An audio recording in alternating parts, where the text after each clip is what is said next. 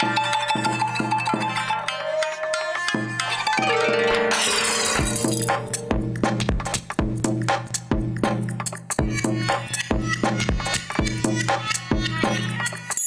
œil sur la Chine, Smaël Amrani.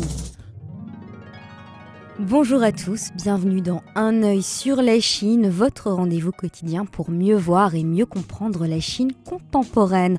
Au programme de votre magazine, une plongée, une immersion presque parfaite dans l'univers artistique, dans la coopération culturelle entre la France et la Chine. Remontons le temps, en 2006, à l'occasion des années croisées sino-françaises, la rencontre entre Nicolas Sarkozy et Hu Jintao a donné naissance au Festival Croisement, devenu le plus grand festival culturel français à l'étranger et le plus grand festival culturel étranger en Chine. Il signe cette année sa 8e édition avec plus de 200 événements présentés dans une vingtaine de villes chinoises du 10 avril au 3 juillet prochain. Pour en parler, nous accueillerons Mohamed Rouaba, directeur artistique du spectacle Feng Shui, une coproduction franco-chinoise présentée pour cette 8e édition dans plusieurs villes chinoises. Feng Shui, signé Mohamed Rouaba, une rencontre entre la danse contemporaine française et la danse traditionnelle chinoise. Fraîchement rentré de Chine, il nous conte son aventure, plongée musicale avec la bande-annonce de son spectacle Feng Shui, coproduit avec la compagnie chinoise Dangstar.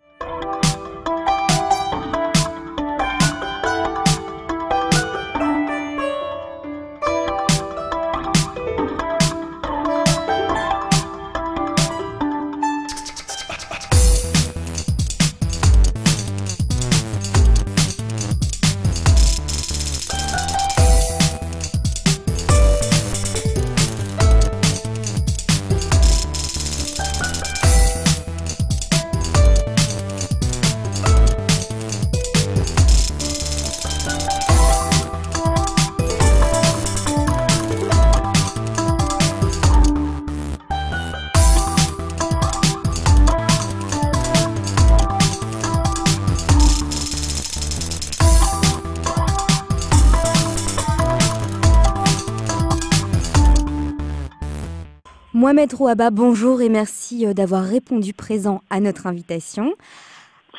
Bonjour. Alors vous êtes... Merci de m'avoir invité. C'est avec grand plaisir. Alors vous êtes chorégraphe et directeur artistique de la compagnie Métamorphose. Vous avez découvert la danse dès votre plus jeune âge.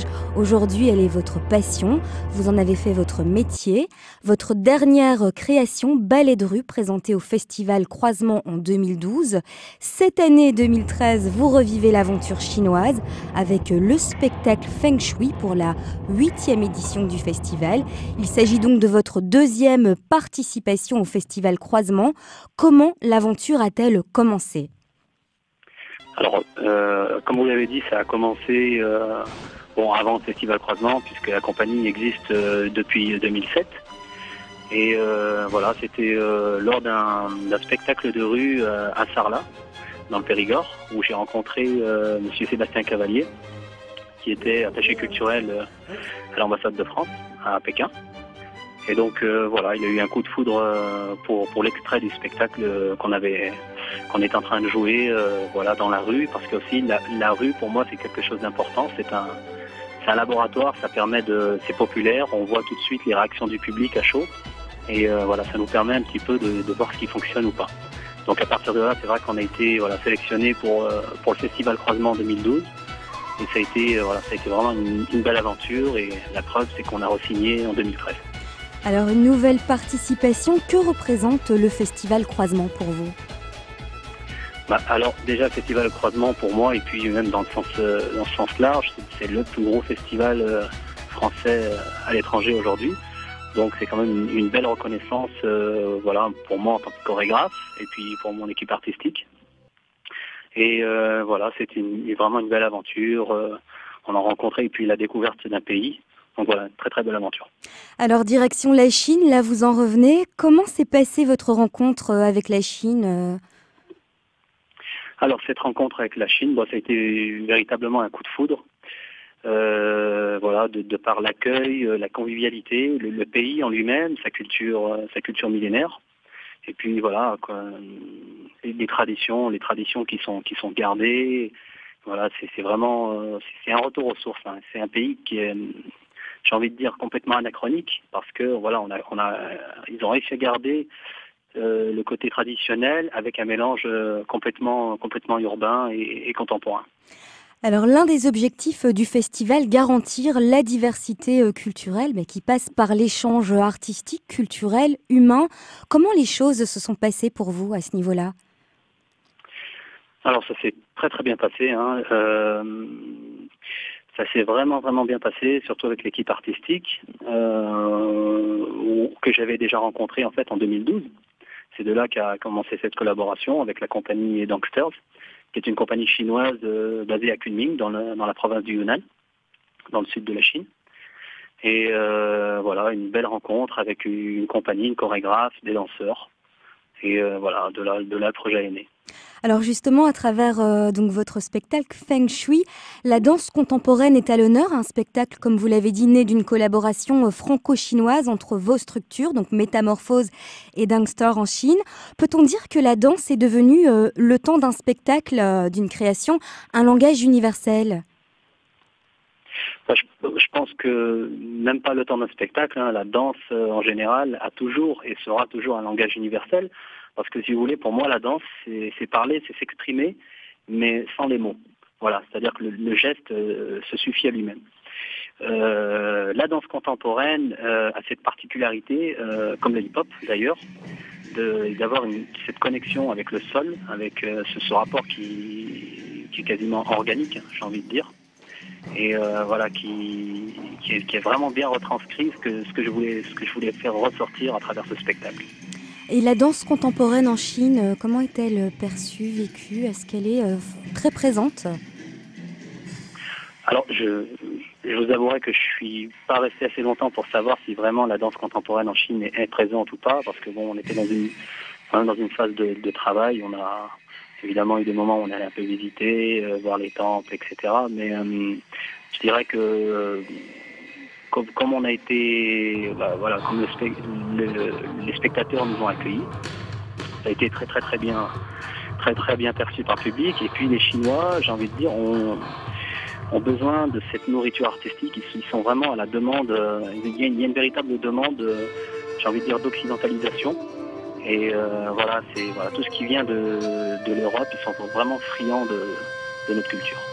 Alors au niveau de l'univers musical, il est assez riche, métissé. On a des instruments traditionnels chinois, un compositeur français, Hassan Merzouki. À ce niveau-là aussi, ça a été évident ? Alors oui, pour moi ça a été évident. Hassan, c'est un choix qui s'est imposé parce que j'ai eu la chance de travailler avec le frère Hassan qui s'appelle Mourad Merzouki et qui est directeur artistique de la compagnie Kafig et qui dirige le CCN de Créteil. Et voilà, donc Hassan, c'est quelqu'un qui a déjà cette expérience de la danse et de la musique parce que lui-même est auteur, compositeur, chanteur. Et il a eu aussi une pratique de la danse. Donc c'est quelqu'un avec qui le langage a été très facilité par son expérience. Et Hassan, c'est quelqu'un qui aime les challenges et qui adore les mélanges et la nouveauté. Donc quand je lui ai parlé de ce projet, il a été conquis. Alors Mohamed Rouaba, est-ce que vous pouvez peut-être partager avec nous des découvertes musicales et artistiques chinoises ? Alors des découvertes musicales, il y en a des millions. Je pense même pas avoir fait 10% de découvertes et encore, c'est un bien grand mot.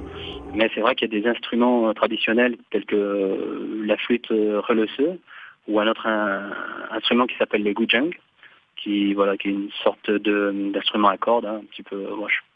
Ce qui ressemblerait le plus, ce serait une sorte de harpe qu'on entend souvent un petit peu dans les films chinois traditionnels. Voilà, c'est des instruments pour moi qui ont une sonorité assez particulière et que j'ai essayé de mettre en avant, sachant que quand même dans cette composition musicale, le but n'était pas de faire quelque chose, passez-moi l'expression, mais de folklorique, mais c'était vraiment une création musicale, c'est-à-dire un métissage entre les danses contemporaines et puis les danses urbaines et les danses traditionnelles chinoises. Donc voilà. Alors parlons du public et de la manière dont le spectacle a été reçu. Donc moi je vais parler de nos confrères de Radio Chine International sur place. Une critique très positive, je les cite. Les 6 jeunes artistes de la compagnie Métamorphose ont impressionné les spectateurs pékinois avec leur hip-hop associé à des morceaux de musique classique. Et donc là je parle de votre représentation de 2012. Qu'est-ce que ça représente pour vous cette réception positive de nos amis chinois? Alors, la première chose, ça me fait vraiment très plaisir. C'est toujours agréable d'avoir de bonnes critiques. Ça, je crois que personne ne me contredira. Effectivement, voilà. Oui. Ça, c'est sûr. Ensuite, oui, si vous voulez, ballet de rue, moi je pense que la danse, mais l'art en général, doit rester accessible au plus grand nombre et à tous. Il ne faut pas, je ne dis pas qu'il ne faut pas intellectualiser la danse, mais il faut quand même que le spectacle soit accessible au plus grand nombre. Et ballet de rue, ce sont de grands compositeurs, de grands morceaux tels que Mozart, tels que Bach et Vivaldi et j'en passe, avec de la danse hip-hop. Donc là aussi, il y a un anachronisme avec cette danse actuelle, la danse hip-hop, cette danse contemporaine et la musique classique. J'ai envie de dire que loin des clichés et de l'image stéréotypée d'une danse ghettoisée qu'on a du hip-hop, la danse classique nous prouve et nous montre et anoblit le hip-hop. Alors concernant votre actualité, où peut-on redécouvrir Ballet de rue ? Alors absolument, nous serons cette année pour le Festival d'Avignon 2013, pendant tout le festival du 6 au 31 juillet au Théâtre du Roi René à Avignon. Merci beaucoup. Et toutes les infos concernant votre compagnie sont à retrouver sur votre site internet que je vous laisse nous rappeler. Alors c'est le www.métamorphose-crew.com.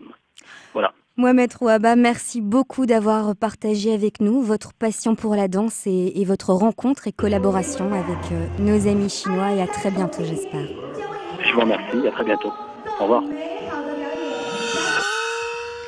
C'est ici que s'achève notre œil sur la Chine. À demain pour une nouvelle dose d'actualité et d'analyse sur la Chine contemporaine. Belle journée à tous.